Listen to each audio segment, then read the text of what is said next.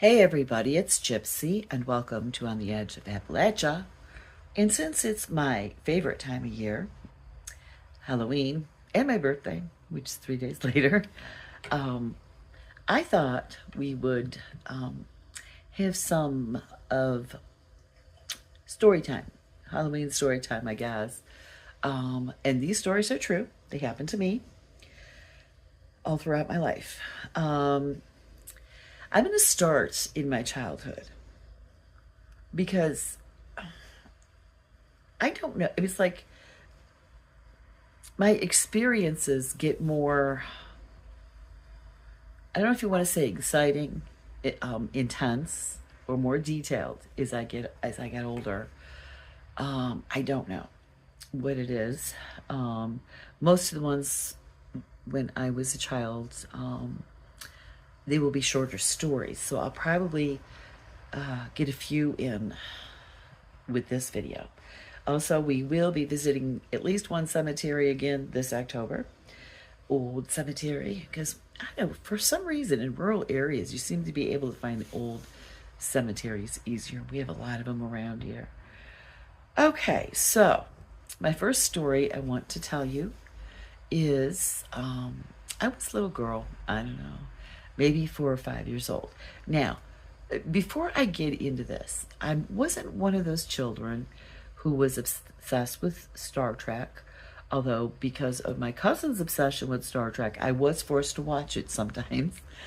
Um, I was not obsessed with astrology or astronomy, not at that time. I did not start getting interested in astrology until I was a teenager. So this was well before that. Um, I just wasn't into anything science or sci-fi. But I did love the night sky, and I still do. I had a window seat in my bedroom, and I used to sit there at night and watch the stars because they're just so beautiful. So, yeah, when I lived in the desert in the Southwest, oh my God, every night I would sit outside my travel trailer and just stare up at the sky because you could see the sky so clearly. So it's so close, it seems like. It's just beautiful. But anyways, so I was about 4 or 5 years old one night, and I'm in bed, and I roll over. I always sleep on my side, so I rolled from my left to my right. Or no, I rolled from my left onto my back. And I look up, and there is this very, very tall, very, very slim, very skinny man standing by my bedside looking down at me. So my first thought was it might be my father coming to check in on me. My dad back then was skinny. But then I realized, one, this guy was much taller than my dad. My dad was only 5'8". So this guy was much taller, and believe it or not, much skinnier than my dad. It was an abnormal skinny, like very long arms and legs and very thin. So I said, this not Dad. So I just looked at this person for a minute, and I went, okay. And I rolled over and I fell asleep. Now, a lot of these instances with me all throughout my life, my attitude was very, okay, And I think the reason is like in a situation like this, I'm not talking about every situation, but there's certain situations where I'm very, casual about it. In this one, when I was a child, I was. So I remember, I think I felt very familiar with this person. Like I knew this person. Now, I did not know this person from here in this lifetime on this planet. I think I either knew this person from my maybe soul family, my spirit family in the spirit realm, but I don't think so. I mean, I could, but I think my second thought is really it. I know this person very well from another planet that I used to live on. And I have mentioned in the past, I don't incarnate on Earth very often. It's only been a handful of times. And I'm hoping this is the last. Sorry. I mean, it's a beautiful planet, but the other stuff I have trouble dealing with. Anyways, so yeah, I was very casual about it. So let me see. Yeah, that was it. I mean, I just rolled over, went to sleep. I believe he was an alien, an extraterrestrial, whatever you want to call him. Oh, okay. So this one is very, very common. A lot of children have, what do they say, like pretend friends. Um, Most of the time, these friends are not pretend. I'm telling you guys, they are not. These are friends who are in spirit, okay? This is why you, especially adults, cannot see them. Children are more open to the spirit realm, other dimensions than adults are. Um, Adults, by the time they hit adulthood, even teenage years, they kind of lose that awareness. And I actually did too for a little while I was raising my children. Um, so these friends, they're real friends. I mean, your child is really talking to someone, really seeing someone. I don't know. I keep thinking my friend's name was Melissa. I really can't remember clearly, but we played a lot together. Um, so yeah, and then when I met my best friend, we were 9 years old. We're still friends today, believe it or not. And we're both about to turn 61, so it's been a long time. And when I asked her if she remembers me talking about this stuff, she says, "Oh yeah, I remember all of this stuff you talking about it." Because like she's like, I only spoke to her about it. Never told my parents, never told my siblings or anyone else. Just my best friend. So she was the only one when we were kids who ever knew about this stuff. Okay, only person I trusted. And for a while there, I thought maybe these memories were not correct and, I made them up or whatever, but I knew to ask my best friend. So I don't know, when was it? It was when I was living on the road in my travel trailer, and I went through North Carolina and stopped to see her for a while. And I asked her, I said, "Do you remember me talking about Melissa and all this other stuff?" She's like, "Oh, God, yeah." She says, "You did." She goes, "Yeah," and she believes it's true too. Of course, she did share a couple experiences with me. Let's see. Yeah, so I did. I mean, we used to play dolls and, with my toys and stuff like that. Anyways, so my family on my dad's side is from southwestern Pennsylvania, up in the Allegheny Mountains. And I was born and raised in Northeast Ohio. So a lot of summers when I was a little girl, we would drive to my grandparents' farm to visit with them. And I remember one time driving there, and I was sitting behind my father in the station wagon. And I always like to look out the window because I've always loved nature, so I'm looking at the hills and then the mountains and all the trees and all this other stuff. It was just so beautiful. And so I look over to my right hand side. I'm sitting right behind my dad. And I see this boy, maybe slightly older than I was at the time.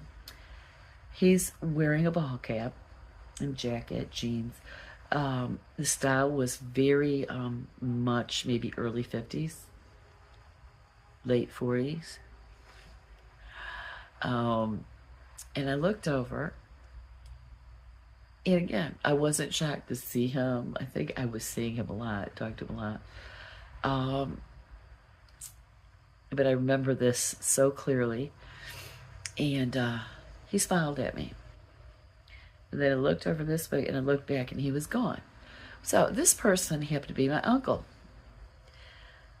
I guess I wasn't aware of who he was back then, but I am now. My dad had a brother who died at 6 months old. So this was my uncle. And he I think he popped in and out of my life as a child a lot. Let's see. I have a list here. So, let's see. Oh, here's a good one. There was one night. Now, my dad used to work 2 jobs there for a while. And you know, Mom would be home with the 4 of us, whatever. So we were all in bed. My mom was, I think, watching TV or something like that. And I couldn't sleep because I just kept feeling that there were people in the room watching me. Now, this time, you know, I'm sure there were people I knew, but I was very uncomfortable with the whole thing. I did not like it. You know, it was a scary feeling for me. And eventually, I had to get up, and I went to my mom, and I told her what was going on. And she says, okay, well, why don't you stay up and watch TV for a while? And she goes, I'll go make us some brownies. See, I felt very special that day. Yeah, I think the reason I remember this story so well is because my mom made me brownies, and the other 3 were in bed still sleeping. So anyways, our TV room, our family room, it was quite large, and the couch was directly across from the TV. Next to the TV, which would have been to my right, was the door going outside to the patio. And it had the window pane, the square window pane, and it was divided like into 6 windows. And I'm sitting there watching TV, and all of a sudden, in like the panes of the windows, I saw these very pale faces looking in at me, and I let out a scream. It scared the hell out of my mother. I mean, I just screamed. So I believe whoever or whatever these entities were in my room watching me.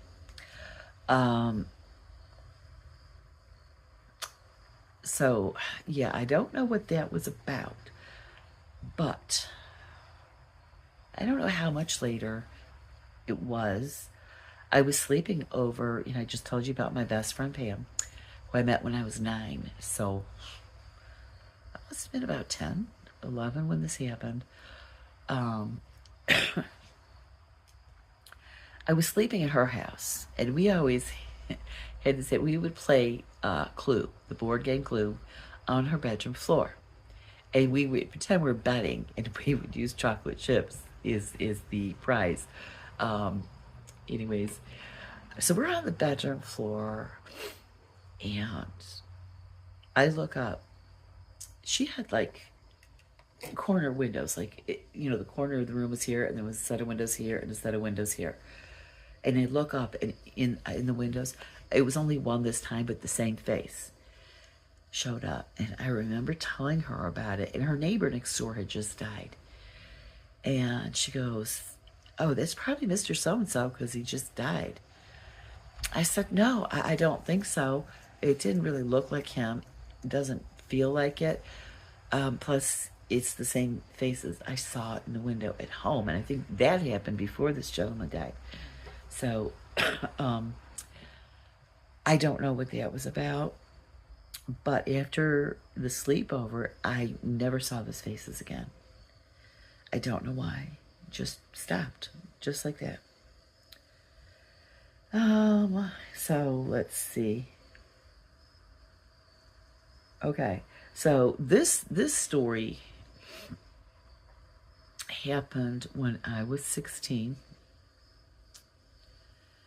This one was a doozy. Now, I will tell you, most of my memory was wiped clean, so I cannot really give you details. I wish I could. I sometimes want to go to a hypnotist just to get the details more than what I have. But anyways, I was in high school. I was like 16. It was somewhere around 1979, 1980. I'm walking home from the bus stop. And I'm almost home. I'm right around the corner. I'm walking, and all of a sudden I look up into the sky to my left, and I see something in the sky, and it's getting closer and bigger and closer and bigger. And I'm going, that can't be what I think it is. It was. So it got very close, and it definitely was, back then we called them UFOs. And whatever happened from the time I saw it getting closer to me to when I was inside, I don't have that memory. It was just like all of a sudden I was inside. Anyways, I don't remember a lot about when I was inside. I was in a room, I think, yeah, it was kind of round like the spaceship itself. It was round, and it was like there was the ceiling stuff, but the thing that sticks to my mind was like sort of to my left, but down, like more towards my feet, because I think I was laying down, was this rectangle on the wall. And to me, it looked like blue vinyl. I doubt it was blue vinyl, but it looked that way to me. And that has always stuck in my mind because I didn't know what it was. And to this day, I sit there going, what was that thing? Anyways, the next thing I remember was leaving the spaceship. And I remember as I was leaving, I turned around. I cannot remember what they looked like or anything, but it was another one of those instances where I knew them. I was so familiar with them that I turned around and I looked at them. I remember being extremely angry because my parents were on the strict side. They were strict. I can hear them. They're driving me crazy. And I looked at them and I said, how could you do this to me? I said, you know how strict my mother is. She's going to be so angry when I get home late. Back then we called it grounded. I'm going to be grounded. I'm going to be in trouble. I won't be able to do anything for God knows how long. I'll be stuck in the house. I was so angry. And, I was just that familiar with these people. And so I leave the spaceship and I walk the rest of the way home, which wasn't much at all, but I felt like I had been gone a long time. So the first thing I did, I walked in our door, and then there's like 2 steps to the left to get up into the kitchen. As I'm walking up the steps, I looked at the clock, which was on the wall over there. It was the exact time that I always get home. So my mother didn't notice a difference. I, however, did. I changed my entire route coming home. Started walking the long way home. And one of the other things I did, I hope my cousin doesn't see. I mean, I did go because I wanted to see him, but I was also scared. The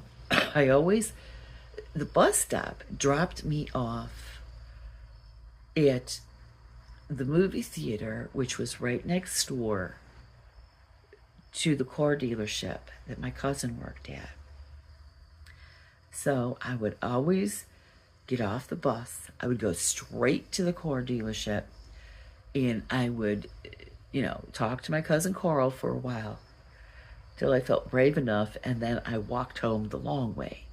Ever since that day with the spaceship. Now you guys can say it's a hallucination, whatever you want. You're entitled to your opinion. You didn't experience it. I did. So, yeah, I did. After my son died, decades later, because I was a teenager at the time, this is before I was born, find out. He told me what had happened. He said, yes, you did know these people. They are your people from the planet you typically incarnate on, which is Sirius B, I believe, which is why I felt very comfortable enough with them to yell at them. I was always very shy, and I would never, I barely said anything at all, let alone yell at strangers. So I had to have known these people to be that familiar to yell at them. But anyways, there was some kind of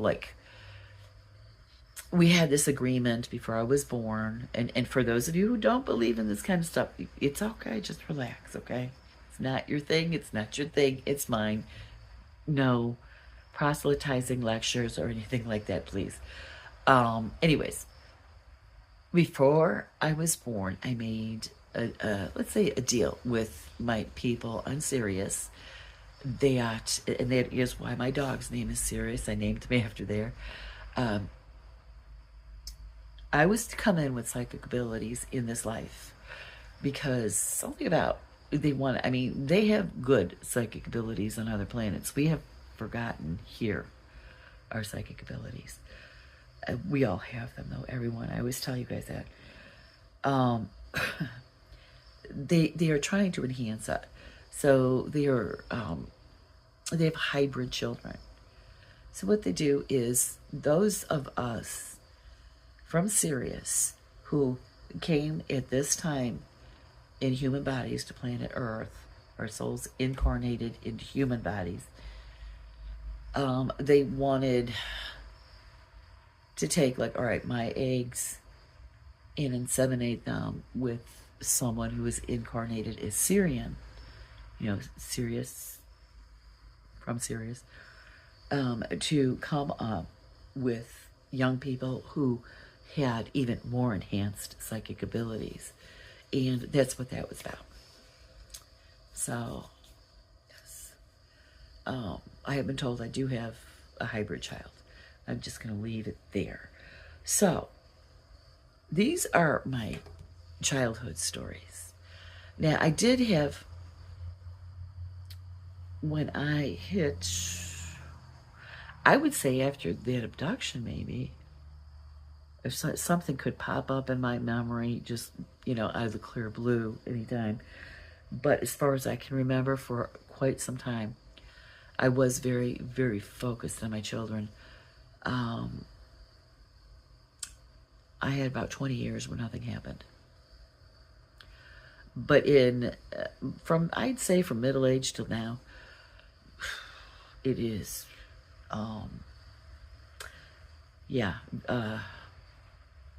not serious. I'd say more exciting, more strange, more just, it's weird. My life is always weird, it seems like. So I might, for my adult stories, I might separate those because they are more intense. Intense is the word I wanted. So we'll talk about this next time. We got cemeteries coming up and all that cool and groovy stuff that comes with Halloween. So I'm going to leave you with that. Blessed be, and make it a joyful one.